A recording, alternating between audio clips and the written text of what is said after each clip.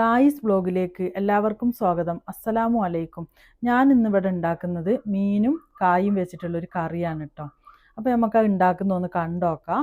മീൻ ഞാൻ ആദ്യം നന്നാക്കി വെച്ചിട്ടുണ്ട്. ഈ കായ് ഒന്ന് മുറിച്ചെടുത്തിട്ട് വരാം കേട്ടോ. അപ്പോൾ കായൊക്കെ ഞാൻ അരിഞ്ഞെടുത്തിട്ട് വന്നിട്ടുണ്ട് കേട്ടോ. ഇനി ഇതൊരു കുക്കറിലേക്ക് ഇട്ട് കൊടുക്കണം കേട്ടോ. അതിന് വേണ്ടിയിട്ട് ഒരു കുക്കർ എടുക്കുന്നു. ഇനി ഇതിലേക്ക് ഇട്ട് കൊടുക്കാം കേട്ടോ. കുറച്ച് വലിയ കഷ്ണങ്ങളാക്കി തന്നെ അരിഞ്ഞെടുക്കണം കേട്ടോ. ഇതിലേക്ക് ഇട്ട് കൊടുത്തിട്ടുണ്ട്. ഇനി ഈ മീൻ ഇതിൻ്റെ മുകളിൽ ഇങ്ങനെ അടുക്കി വെച്ചോ. പിന്നെ ഇതിലേക്ക് മത്തി തന്നെ വേണം കേട്ടോ, വേറെ മീനൊന്നും പറ്റൂല, മത്തി തന്നെ വേണേ. ഇതൊക്കെ ഇതിൻ്റെ മുകളിലേക്ക് ഇങ്ങനെ അടുക്കി വെച്ച് കൊടുക്കാം. ഇനി ഇതിലേക്ക് ഒരു സ്പൂണ് മുളക് പൊടി ഇട്ട് കൊടുക്കാം കേട്ടോ. ഒരു അര സ്പൂണ് മഞ്ഞൾപ്പൊടി ഇട്ട് കൊടുക്കുക. ഉപ്പ് ആവശ്യത്തിനുള്ള കേട്ടോ.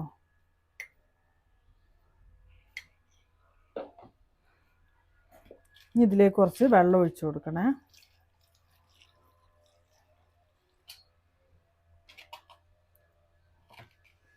വെള്ളം അടിയിൽ പിടിക്കാണ്ട് വേവാനുള്ള വെള്ളം വേണം കേട്ടോ. വെള്ളത്തിന് പ്രത്യേകിച്ച് അളവൊന്നുമില്ല. ഞാൻ കുറച്ച് വെള്ളം ഒഴിച്ചു കൊടുത്തിട്ടുണ്ട്. ഈ കുക്കറൊന്ന് അടച്ച് വെച്ച് കൊടുക്കാം കേട്ടോ. ഇനി നമുക്ക് ഗ്യാസ് കത്തിച്ചിട്ട് ഈ കുക്കർ വെച്ച് കൊടുക്കാം കേട്ടോ. ഇനി ഇതിൽ നിന്ന് വേവട്ടെ. ഇതിനൊരു 2-3 വിസിൽ വരുമ്പോൾ നമുക്ക് ഓഫാക്കാം കേട്ടോ. അപ്പോഴത്തേക്ക് അത് വെന്തുണ്ടാവും.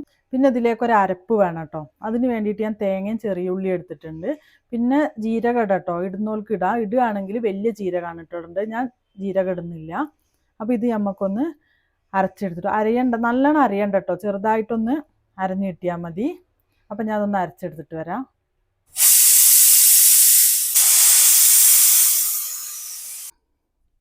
അപ്പോൾ കുക്കറിൻ്റെ ആവിയൊക്കെ പോയി കഴിഞ്ഞിട്ടുണ്ട് കേട്ടോ. ഇനി ഇത് നമുക്ക് തുറന്ന് നോക്കാം. ഇതാട്ടോ തുറന്നുണ്ട്.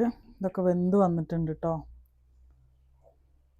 ഇനി നമ്മൾ എന്താ പറയുക ചെയ്യേണ്ടത്, ഈ മീനിൻ്റെ വാലുണ്ടല്ലോ, ഈ വാലിൻ്റെ ഇവിടെ പിടിച്ചിട്ട് ഇങ്ങനെ കുടഞ്ഞാൽ മതി കേട്ടോ. അപ്പോൾ അതൊക്കെ ഇതിലേക്ക് ഇങ്ങനെ വീണു പോകും കേട്ടോ.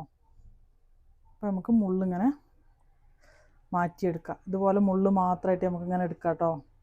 വാല് പിടിച്ചിങ്ങനെ കുടഞ്ഞു കൊടുത്താൽ മതി. അപ്പോൾ നമുക്കിതെല്ലാം അങ്ങനെ ആക്കിയെടുക്കാം. നല്ലോണം തണിയരുത് കേട്ടോ. തണിഞ്ഞ് കഴിഞ്ഞാൽ അത് കിട്ടാൻ പാടായിരിക്കും. അപ്പം തണിയുന്നതിൻ്റെ മുമ്പേ ഇങ്ങനെ കുടഞ്ഞെടുക്കണം കേട്ടോ. ഇതുപോലെ ഇങ്ങനെ പോരും കേട്ടോ.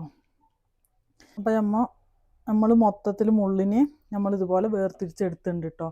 ഇനി നമ്മളിതെല്ലാം കൂടെ നല്ലോണം ഒന്ന് കുത്തി ഇളക്കിയെടുക്കണേ. നല്ലോണം ഒന്ന് ഉടച്ചെടുക്കണം കേട്ടോ.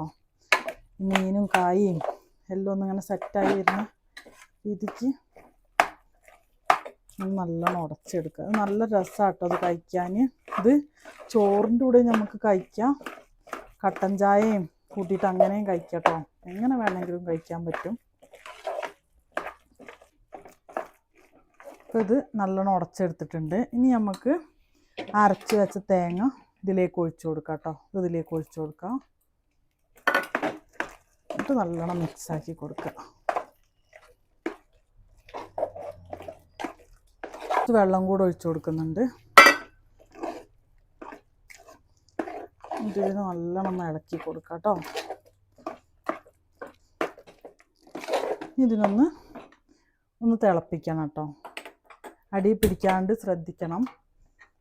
ഇടയ്ക്കിടയ്ക്ക് ഇങ്ങനെ ഒന്ന് ഇളക്കി കൊടുത്തിട്ട് ഒന്ന് തിളപ്പിച്ചെടുക്കാം കേട്ടോ നമുക്ക്. പിന്നെ എൻ്റെ വീഡിയോ നിങ്ങൾക്ക് ഇഷ്ടപ്പെട്ടിട്ടുണ്ടെങ്കിൽ എൻ്റെ ചാനലൊന്ന് സബ്സ്ക്രൈബ് ചെയ്ത് ഷെയർ ചെയ്യുകയൊക്കെ ചെയ്യണം കേട്ടോ. തിളച്ച് വന്നിട്ടുണ്ട് കേട്ടോ. ഇനി നമുക്ക് ഇതൊന്ന് തൂമിച്ചെടുക്കണം. അതിനൊരു ചട്ടി വെച്ച് കൊടുക്കാം. വെളിച്ചെണ്ണ ഒഴിച്ച് കൊടുക്കാം കേട്ടോ. കുറച്ച് കടുക് ഇട്ട് കൊടുക്കാം.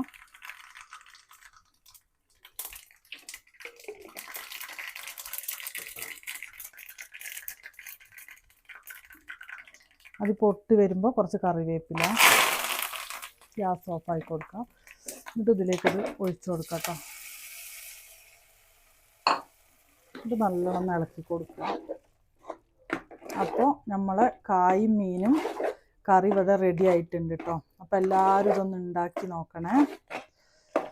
എന്നിട്ട് നിങ്ങൾക്ക് ഇഷ്ടമായോ ഇല്ലേ എന്നുള്ളത് കമൻറ്റ് ബോക്സിൽ ഒന്ന് അറിയിക്കണം കേട്ടോ. പിന്നെ കായും കൊണ്ട് മാത്രമല്ല, ഇത് പൂള വെച്ചിട്ടും ഇങ്ങനെ ഉണ്ടാക്കാൻ പറ്റും കേട്ടോ.